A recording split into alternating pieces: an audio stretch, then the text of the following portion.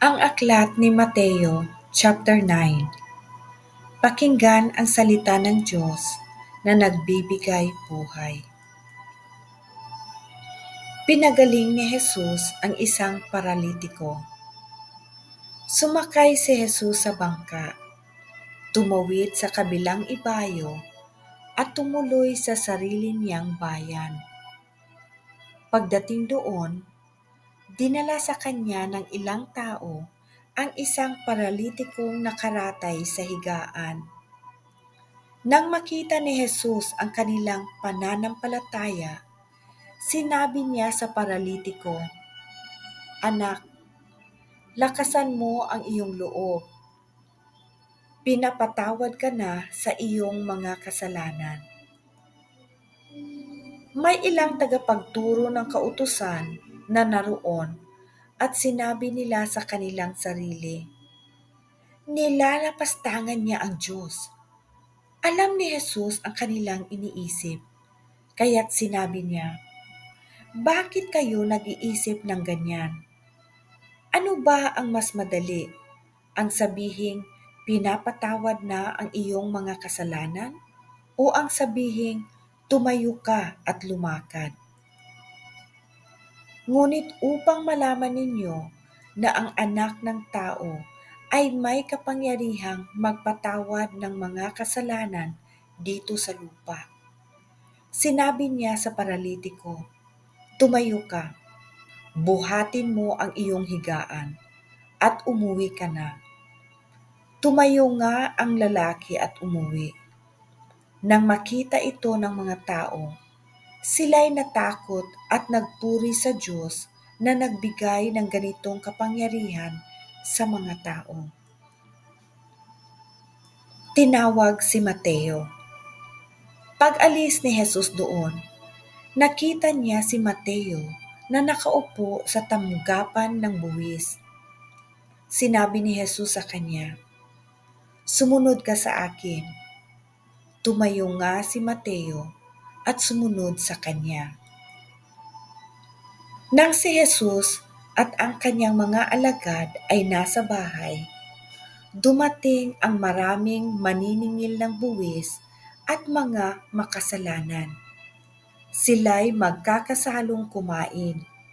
Nang makita ito ng mga Parisiyo, tinanong nila ang kanyang mga alagad, "Bakit nakikisalo ang inyong guro sa mga maniningil ng buwis at sa mga makasalanan?"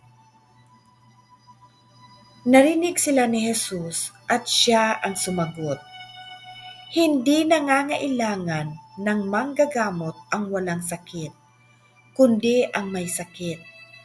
Humayo kayo at unawain ang kahulugan nito. Habag ang nais ko at hindi handog, sapagkat naparito ako upang tawagin ang mga makasalanan, hindi ang mga matuwid." Tinanong si Jesus tungkol sa pag-aayuno. Lumapit kay Jesus ang mga alagad ni Juan na tagapagbautismo at siya'y tinanong, "Kami po ay madalas mag-ayuno, gayon din ang mga Parisiyo. Ngunit bakit hindi po nag-aayuno ang inyong mga alagad?" Sumagot siya, "Dapat bang malungkot ang mga panauhin sa kasalan habang kasama pa nila ang lalaking ikinasal? Kapag wala na ito, saka pa lamang sila mag-aayuno."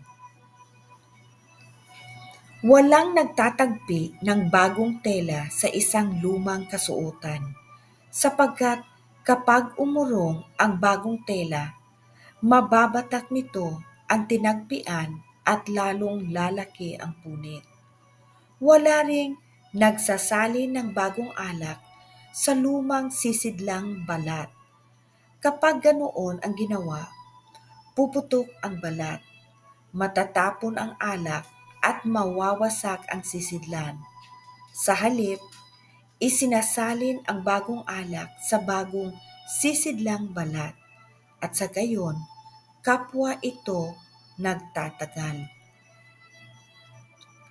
pagbuhay na muli sa anak ng pinuno at pagpapagaling sa isang babae. Habang sinasabi ni Jesus ang mga bagay na ito, may dumating namang isang pinuno ng mga Hudyo. Lumuhod ito sa harap niya at nakiusap, "Kamamatay po lamang ng aking anak na babae. Sumama po kayo sa akin at ipatong ninyo ang inyong kamay sa kanya, at siya'y mabubuhay." Tumayo si Jesus at sumama sa kanya. Gayon din ang kanyang mga alagad. Habang sila'y naglalakad, lumapit sa likuran ni Jesus ang isang babaeng 12 taon na, dinudugo at hinahawakan ang laylayan ng kanyang damit. Sinabi ng babae sa sarili, "Mahawakan ko lamang ang kanyang damit, gagaling na ako." Lumingon si Jesus at pagkakita sa kanya sinabi, "Anak, lakasan mo ang iyong loob.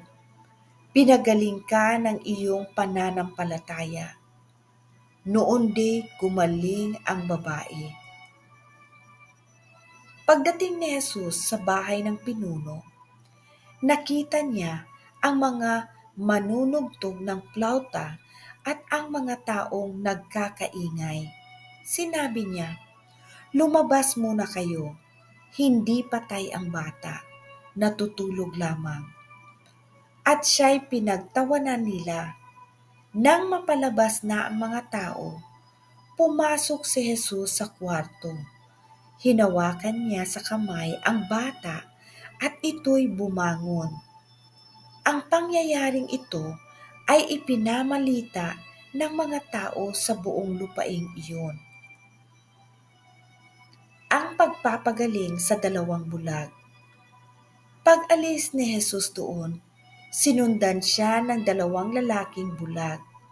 Sumisigaw sila habang nasa daan, "Anak ni David, mahabag po kayo sa amin."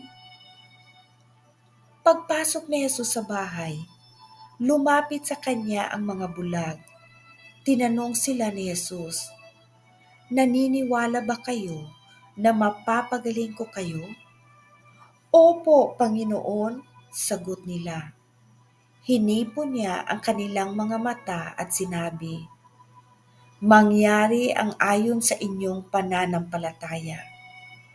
At nakakita nga sila. Mahigpit na ipinagbilin sa kanila ni Jesus na huwag sasabihin iyon sa kanino man. Ngunit nang sila'y makaalis, ipinamalita nila sa buong lupaing iyon ang ginawa sa kanila ni Jesus. Pinagaling ang piping sinasaniba ng demonyo. Nang paalis na sila, dinala kay Jesus ang isang piping sinasapian ng demonyo. Pinalayas ni Jesus ang demonyo at nakapagsalita agad ang pipi. Namangha ang mga tao at nasabi nila, "Kailanman ay wala pang nakitang katulad nito sa Israel."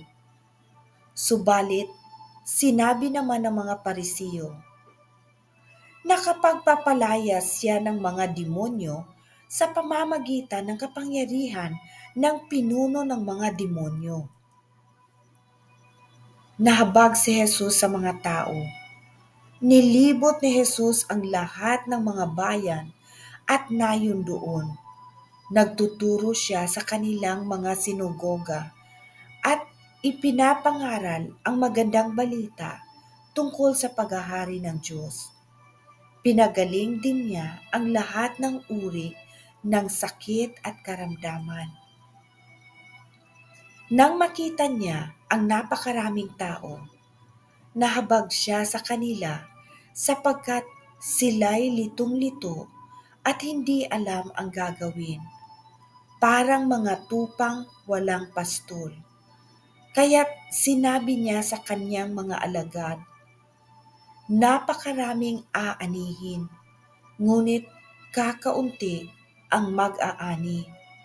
Idalangin ninyo sa may-ari ng aanihin na magpapadala ng mga mag-aani.